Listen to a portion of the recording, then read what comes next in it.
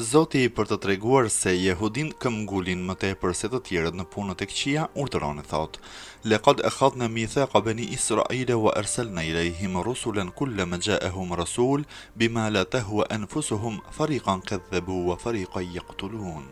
Betohem në veten time se me të vërtet u kishim marrë besën bijve të Israilit dhe u kishim dërguar shumë pejgamber, por sa herë që atyre u vinte një pejgamber me dispozita që atyre nuk u pëlqenin, disa prej tyre e kanë përgënjeshtruar pejgamberin dhe disa të tjerë e kanë vrarë atë.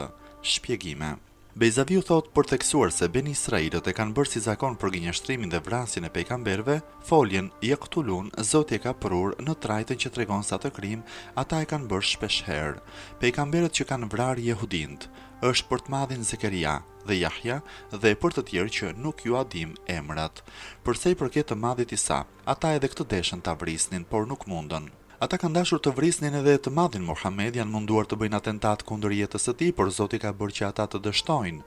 Niametullah Efendiu thot se besa që u ka marrë Zoti bijve të Israilit është që të mos i bëjnë shok Zotit dhe të mos u bëjnë armiqësi pejgamberëve, por të besojnë të gjithëve dhe të respektojnë plotësisht dispozitat e Teuratit.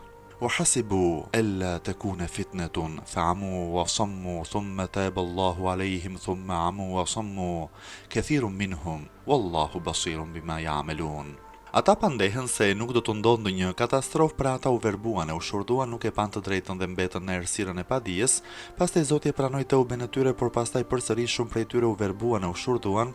Zoti sheh punët që ata bëjnë dhe u jep atyre ndëshkimin që meritojnë.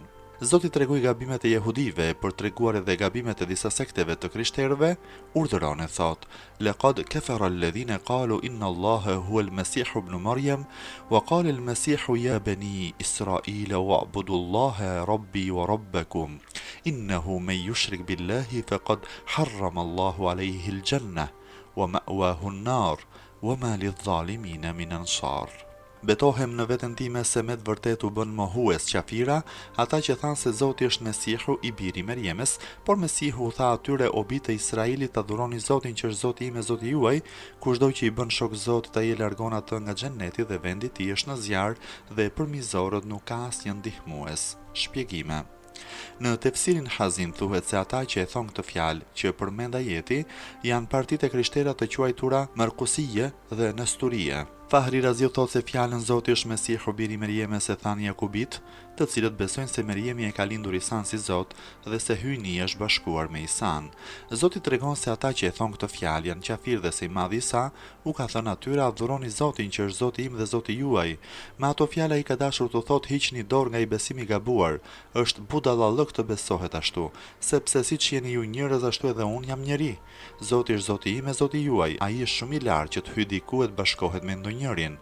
Pra adhuroni Zotin e vërtet i cili s'ka shok e s'ka asnjë të met. Ndryshe Zoti do ta largojë nga xheneti i cili do që i bën shok atij. Të tillë njerëzve Zoti u ka bërë gati vendin në zjarr dhe për ata lloj mizorësh s'ka asnjë ndihmëtar.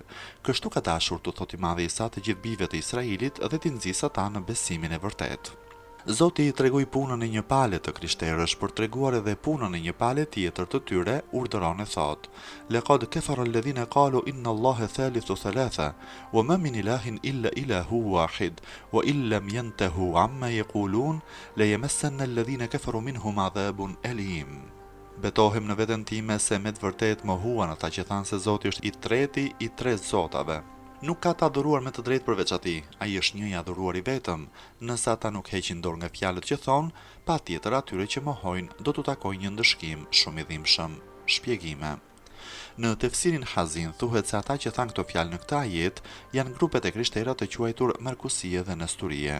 Fahri Raziu thot se në interpretimin e fjalës së të krishterëve të cilët thanë Zoti është i treti të treve, ka dy mënyra interpretimi. 1. Qëllimi i krishterëve me atë fjalë është si vijon: Zoti, Isai dhe Merjemja, që të tre janë zota.